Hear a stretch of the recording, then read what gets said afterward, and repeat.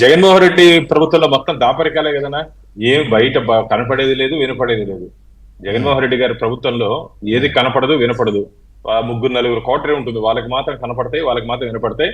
మిగతా ప్రజలకు దాన్ని ఏ విధంగా ఏ విధంగా దొరకకూడదు, భవిష్యత్తులో ప్రభుత్వం మారితే కూడా ఏ విధంగా దొరకకూడదు అని చెప్పి జాగ్రత్తలు తీసుకొని మామూలుగా తప్పులు చేస్తారు చాలా మంది. కానీ ఇంత జాగ్రత్తగా, ముందు చూపుగా, అంటే రివర్స్ ముఖ్యమంత్రి కదా, కాబట్టి ఎప్పుడైనా సరే ప్రభుత్వం మారితే ఏ విధంగా మనకి ఇబ్బందులు వస్తాయని చెప్పి గ్రహించి ఎక్కడ తగలకూడదు, ఎక్కడ ఇబ్బంది పడకూడదు అని చెప్పి ఎంత పగడ్బందీగా వీళ్ళు వ్యవహరించినా ఈ రోజు ఖచ్చితంగా అటవీ భూములు ఆక్రమించుకొని విలాసవంతమైనటువంటి గెస్ట్ హౌస్లు కట్టుకునేదానికి ఇది చాలా బాధాకరమైన విషయం. ఎందుకంటే అటవీ సంపద జాతీయ సంపద. ఇంతకుముందు మీరు చెప్పినట్టు అది నేషనల్ ప్రాపర్టీ. దానికి కొన్ని కఠినమైన చట్టాలు ఉన్నాయి. ఆ చట్టాలన్నీ అతిక్రమించి ఈరోజు మళ్ళీ సాయంత్రం ప్రెస్ మీట్ లో ఏమి తెలియని అమాయకుడు మరిగా నా దగ్గర ఆ పేపర్లు ఉన్నాయి, ఈ పేపర్లు ఉన్నాయి. ఉండు నాయన, వెయిట్ చేయి. రాబో రోజుల్లో నీ దగ్గర ఏం పేపర్లు ఉన్నాయో, మా దగ్గర ఏ పేపర్లు ఉన్నాయో, ప్రభుత్వం దగ్గర ఏమున్నాయో సమాచారం అన్ని తొందరలో తెలుస్తుంది. మామూలుగా బకాసురుడు అని విన్నా, నేను చిన్నప్పుడు చదువుకున్నా. బకాసురుడు పురాణాలు ఉండేవాడని. జగన్మోహన్ రెడ్డి ప్రభుత్వంలో భూ బకాసురులు ఎక్కడ భూమి కనపడితే దాన్ని మింగేశారన్న.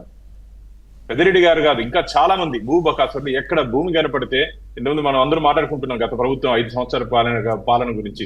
ల్యాండ్, శాండ్, వైను, మైను, ఇట్లా అన్నిటినీ అటవీ భూములు కాదన్నా. తొందరలో దేవాదాయ భూముల కథ కూడా బయట వస్తుంది, ఉండండి. దేవాదాయ భూముల కథ కూడా బయట వస్తుంది తొందరలో. ఎంతెంత ఆక్యుపై చేసుకున్నారు, ఎంతెంత తినేశారు, పూర్తి వివరాలు. ఎందుకంటే మా ప్రభుత్వం వచ్చి కేవలం 4 నెలలు అయింది, 3 నెలలు అయింది ఇప్పటికీ. తొందరలోనే అన్ని గత ప్రభుత్వం చేసినటువంటి తప్పుల్ని, గత ప్రభుత్వంలో చేసినటువంటి వైఫల్యాన్ని, ప్రభుత్వాన్ని అడ్డం పెట్టుకొని సొంతంగా లాభమైనటువంటి వ్యక్తులు. సరే అవన్నీ సరే సార్, అవన్నీ చేద్దరు కానీ మీరు చేసిన కొద్దీ మేము ఎక్స్పోజ్ చేస్తూ ఉంటాం, కానీ అందులో డౌట్ ఏం లేదు. కాకపోతే నాకు అర్థం కానిది ఏంటంటే, ఇంత పెద్ద సామ్రాజ్యాన్ని అక్కడ నిర్మిస్తుంటే ఎవరి కళ్ళు ఎందుకు పడలేదు? ప్రభుత్వం అంటే పోనీ వాళ్ళ ప్రభుత్వం, ఇది ఓవర్ నైట్ అయ్యిందని కాదు. నేను అయితే 5 ఏళ్లలోనే చేశాడని నేను అనుకోవట్లే. ఇది దాదాపు ఒక 15-20 సంవత్సరాల పాటు చేసిన ఇదై ఉంటుంది. ఆ 5 ఏళ్లలో ఇంకెక్కువ చేసి ఉండొచ్చు. ప్రభుత్వం వాళ్ళది కాబట్టి, జగన్మోహన్ రెడ్డి ప్రభుత్వం కాబట్టి ఆయన చాలా చొరవగా రోడ్లు వేసుకోవడం, ఇవన్నీ చేసుకోవడం చేశాడని అనుకుందాం. ప్రతిపక్ష పార్టీలు ఉన్నాయి, ఇంకా చాలా సంస్థలు, వ్యవస్థలు ఉన్నాయి కదా. ఎందుకు ఎవరి దృష్టి పడలేదు? ఎందుకు ఎవరు దాన్ని ప్రశ్నించలేకపోయారు? అందుకనే కానీ అడవిని ఎందుకు ఎంచుకున్నాడు ఆయన? పబ్లిక్ ల్యాండ్ ఏదైనా జరిగితే మనం ఏదైనా పట్టుకోవచ్చు, దాన్ని ఇమీడియట్ గుర్తించవచ్చు. అడవిలో పోయి ఇలాంటి కార్యక్రమాలు ఇప్పుడు మీరు చెప్తా అంటే మాకు ఇంకా అనేక అనుమానాలు ఉన్నాయి. ఇంక ఈ అడవే కాకుండా ఇంక ఏ అడవిలోనే ఉన్నాయా, ఎక్కడెక్కడ చేశారు, పూర్తి వివరాలు. ఇప్పుడు ఇంతకుముందు మీరు మదనపల్లి ఫైల్స్ అన్నారు, అట్లా కాదు. పెద్దిరెడ్డి ఫైల్స్ తొందరగా తీయాల్సిన బాధ్యత రాష్ట్ర ప్రభుత్వం మీద ఉంది. మదనపల్లి ఫైల్స్ కాదు, పెద్దిరెడ్డి ఫైల్స్ కూడా. ఎందుకంటే ఇంత దారుణంగా, ఎందుకంటే జాతీయ సంపదని ఆక్రమించుకొని నా దగ్గర రికార్డులు ఉన్నాయి. ఇంతకుముందు మిత్రుడు చెప్పినట్టు 1952 డాక్యుమెంట్స్ ట్యాంపర్ చేస్తారని చెప్పి అనుమానాలు ఉన్నాయంటున్నారు. వాస్తవాలు తొందరలో ప్రజల ముందు పెట్టబోతున్నాం నేను. ఇది మంచిది కాదు. ఇది ఒకటే కాదు, ఇంకా చాలా విషయాలు రాబో రోజు. అసలు మాకైతే నివ్వెరపోతున్నాం. అటవీ ప్రాంతంలో ఇలాంటి అనుమతులు లేకుండా అసలు మేము సరే రాజకీయ పార్టీలు గుర్తించలేదు.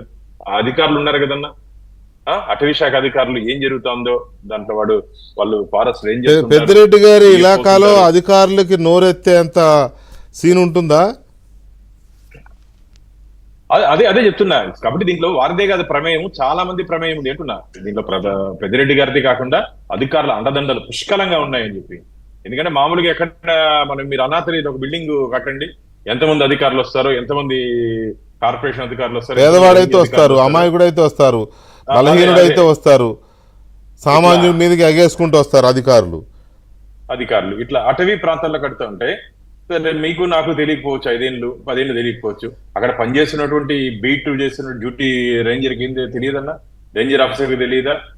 అధికారులు తెలియదా? కాబట్టి దీంట్లో ఏదో గూడు పుటానే ఉంది. మీరు చెప్పినట్టు అక్కడ ఏం జరిగిందో పూర్తి వివరాలు రావాల్సిన అవసరం ఉంది. ఎన్ని వివరాలు ఇచ్చినప్పటికీ ఖచ్చితంగా దీని మీద రాబో రోజులు, నేను కూడా ఇంతకుముందే వారు ప్రెస్ మీట్ పెట్టారని తెలిసింది. ప్రెస్ మీట్ మిత్రులను అడిగితే చెప్పారు, మా దగ్గర రికార్డ్స్ ఉన్నాయి, ఇప్పుడు కాదు 20 ఏళ్ళ ముందు నుంచి ఉంది. ఎప్పుడైనా సరే తప్పే. అటవీ భూమిని వాడుకోవడం కానీ, అటవీ భూమిని వినియోగించుకోవడం కానీ, అది ట్రైబల్స్ కి కొందరికి రైట్స్ ఉంటాయి వెంకటకృష్ణ. కొన్ని ప్రాంతాల్లో అటవీ భూముల్ని దాన్ని వినియోగించుకునేదానికి ట్రైబల్ యాక్ట్స్ కొన్ని పర్మిట్ చేస్తాయి కొందరికి, ఆ ట్రైబల్ కమ్యూనిటీకి మాత్రం. వీరు ట్రైబల్ కాదు కదా.